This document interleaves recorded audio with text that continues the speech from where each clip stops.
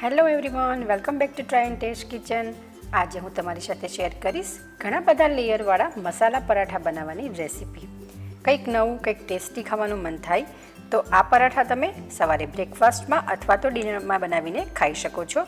ખૂબ જ ટેસ્ટી લાગે છે. આ પરાઠા આપણે બે ડિફરન્ટ રીતે બનાવીશું, તો રેસીપીને એન્ડ સુધી જરૂરથી જોજો.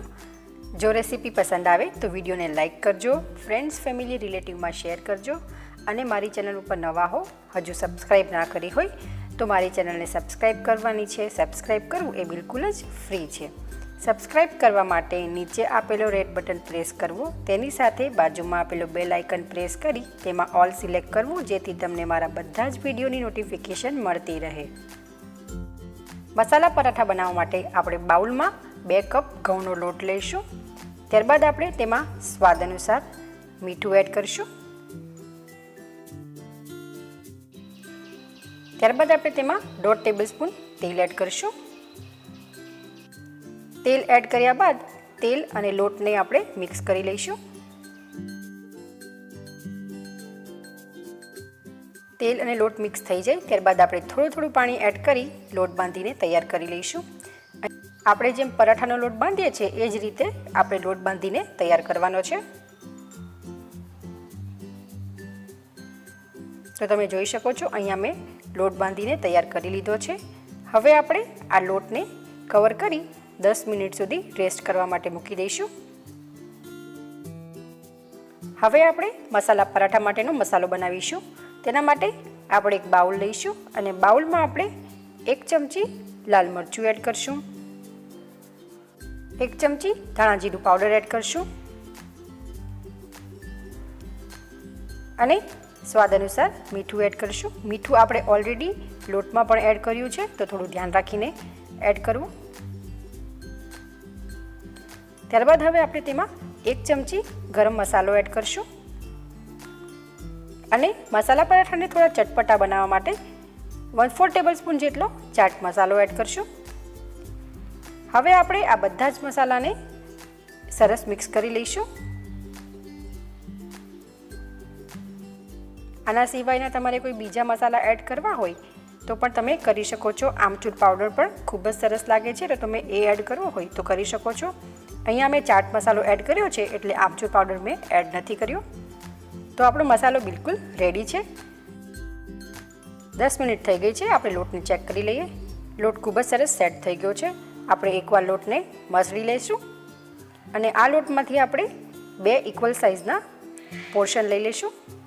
તમારે જે સાઇઝના પરાઠા બનાવવા હોય એ સાઇઝના તમે લુવા લઈ શકો છો. તો અહીંયા મેં 2 લુવા તૈયાર કરી લીધા છે.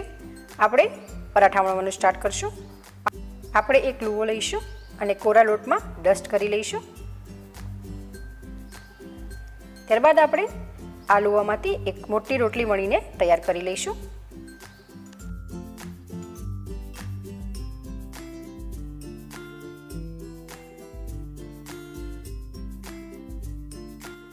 તમે જોઈ શકો છો, અહીંયા મેં રોટલી વણીને તૈયાર કરી લીધી છે. હવે આપણે રોટલી ઉપર બ્રશ વડે તેલ અપ્લાય કરીશું. તેલ થોડું સારી ક્વોન્ટિટીમાં અપ્લાય કરવું, કારણ કે જો તેલ અપ્લાય કરશો સારી રીતે તો જ આપણા લેયર્સ અલગ અલગ છૂટા છૂટા પડશે, અધરવાઇઝ એકબીજા જોડે સ્ટીક થઈ જશે. તો તેલ થોડું વધારે અપ્લાય કરવું. ત્યારબાદ હવે તેના ઉપર આપણે તૈયાર કરેલો મસાલો હાથથી સ્પ્રિંકલ કરશું. જો ચમચીથી એડ કરશું તો એક જ જગ્યાએ ગાંઠા પડશે. તે માટે આપણે હાથથી જ ઇક્વલી બધી રોટલી ઉપર આપણે આ રીતે મસાલો સ્પ્રિંકલ કરી દઈશું. તો તમે જોઈ શકો છો, મેં રોટલી ઉપર મસાલો સ્પ્રિંકલ કરી દીધો છે. હવે આપણે રોટલી ઉપર ધાણાભાજી એડ કરીશું. ધાણાભાજીની જગ્યાએ તમે કસૂરી મેથી પણ એડ કરી શકો છો, તલ પણ એડ કરી શકો છો. ખૂબ જ ટેસ્ટી લાગે છે. તો તમને જે ફ્લેવર ગમતો હોય તમે એ ઉપર સ્પ્રિંકલ કરી શકો છો. ધાણાભાજી સરસ રીતે સ્ટીક થઈ જાય એટલે માટે આપણે વેલણથી એકવાર વણી લઈશું. હવે આપણે લેયર્સ બનાવીશું. રોટલીની એક સાઈડથી આપણે સ્ટ્રેચ કરતા જશું અને પાછળ લઈ ફોલ્ડ કરી લઈશું. આ જ પ્રોસિજર આપણે રિપીટ કરવાની છે.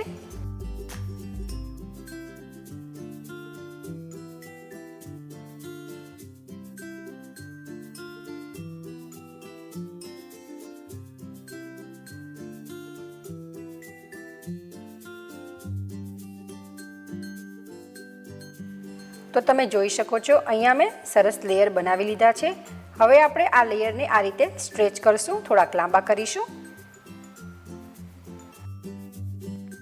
હવે આપણે એક એન્ડને ફોલ્ડ કરી ત્યાં પકડશું અને બીજી બાજુથી આપણે ફોલ્ડ કરતા જઈશું અને જે રિમેનિંગ એન્ડ છે બીજો એન્ડ એને આપણે નીચે પ્રેસ કરી દઈશું અને સરસ લોટ તૈયાર કરી દઈશું. તમે જોઈ શકો છો એકદમ સરસ આપણું મસાલા પરાઠાનું લોટ બનીને તૈયાર થઈ ગયું છે. હવે આપણે હાથ વડે પહેલાં પ્રેસ કરી અને જેટલું મોટું થાય એટલું આપણે કરી લઈશું. તમે જોઈ શકો છો એક એક લેયર તમને દેખાય છે. ત્યારબાદ હવે આપણે તેના ઉપર સૂકો લોટ સ્પ્રિંકલ કરશું અને પરાઠો વણીને તૈયાર કરી લઈશું.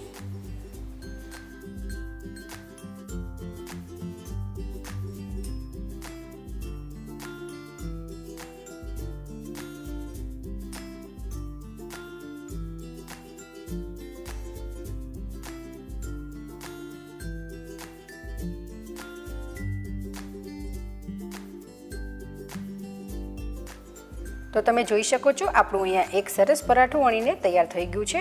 હવે આપણે આ પરાઠાને પ્લેટમાં મૂકી દઈશું અને બીજું પરાઠું પણ વણી લઈશું. સેકન્ડ પરાઠું આપણે અલગ રીતે બનાવીશું. તેના માટે આપણે રોટલી તો વણી લઈશું, એના ઉપર તેલ અપ્લાય કરી અને મસાલો પણ સ્પ્રિંકલ કરી દઈશું અને ધાણા ભાજી પણ એડ કરી દઈશું. ત્યાં સુધીનો સ્ટેપ તો કોમન છે જેમ આપણે આગળ કર્યું હતું એ જ રીતે. ત્યારબાદ હવે આપણે એક સાઈડથી પરાઠાને આ રીતે ફોલ્ડ કરીશું અને પ્રેસ કરી દઈશું. એ રીતે બીજી સાઈડથી પણ આપણે ફોલ્ડ કરીશું. ત્યારબાદ આપણે એક એન્ડથી આપણે રોલ વાળતા જઈશું. તો તમે જોઈ શકો છો અહીંયા મેં રોલ સરસ વાળીને તૈયાર કરી લીધો છે. હવે આપણે આ રોલને ચાકુથી કટ કરી લઈશું. 3 ભાગ કરવાના છે આપણે.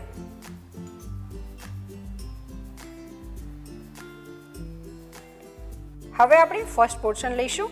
એનો જે આ ભાગ છે એ આપણે નીચે રાખીશું અને એને પ્રેસ કરી એક લેયર તૈયાર કરશું.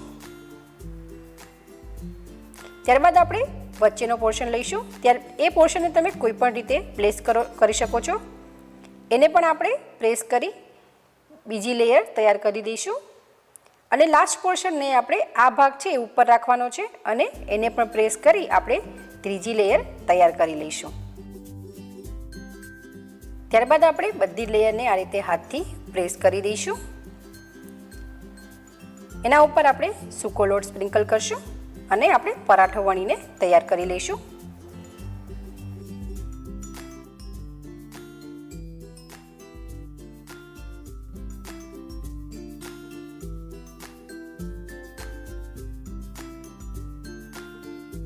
તો તમે જોઈ શકો છો અહીંયા મેં બીજું પરાઠું પણ વણી લીધું છે.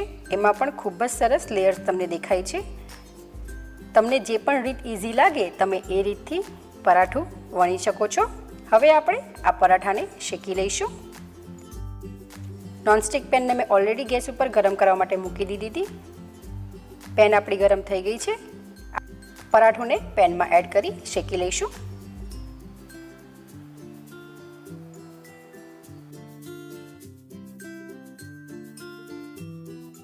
અડધી મિનિટ બાદ આપણે પરાઠાની સાઈડને ચેન્જ કરી લઈશું. ત્યારબાદ આપણે તેલ અપ્લાય કરી અને બીજી બાજુ પણ શેકી લઈશું.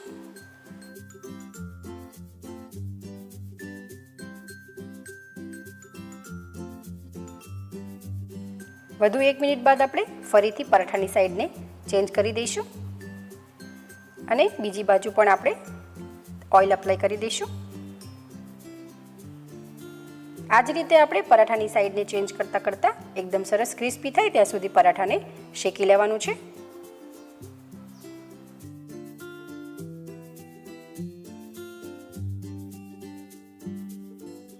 તો તમે જોઈ શકો છો આપણું પરાઠું ખૂબ જ સરસ શેકાઈને તૈયાર થઈ ગયું છે. એક એક લેયર અલગ થઈ ગઈ છે. હું તમને બતાવું છું. ખૂબ જ સરસ લેયર પડી છે આપણા પરાઠામાં.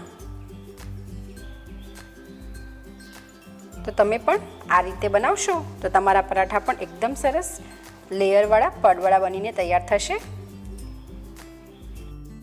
પરાઠાને આપણે પ્લેટમાં ટ્રાન્સફર કરી લઈશું. અને એવી જ રીતે મેં બીજું પરાઠું પણ શેકી લીધું છે. તમને બતાવી દઉં છું, એના લેયર્સ પણ એકદમ અલગ અલગ બનીને તૈયાર થઈ ગયા છે. આ પરાઠાને પણ આપણે પ્લેટમાં ટ્રાન્સફર કરી લઈશું અને ગરમા ગરમ દહીં સાથે સર્વ કરી લઈશું. તો રેડી છે આપણા એકદમ ટેસ્ટી અને ઘણા બધા લેયરવાળા મસાલા પરાઠા બનીને. તો તમે પણ ઘરે મસાલા પરાઠા એકવાર જરૂરથી બનાવજો અને કેવા બન્યા છે એ મને કમેન્ટ બોક્સમાં જરૂરથી જણાવજો. જો તમને મારી રેસીપી પસંદ આવી હોય તો વિડીયોને લાઇક જરૂરથી કરી દેજો, ફ્રેન્ડ્સ ફેમિલી રિલેટિવમાં શેર કરજો અને આવી જ નવી નવી રેસીપી જોવા માટે મારી ચેનલને સબસ્ક્રાઈબ ના કરી હોય તો ચેનલને સબસ્ક્રાઈબ કરી દેજો. તો ફરી મળીશું એક નવી રેસીપી સાથે. Thank you for watching my video.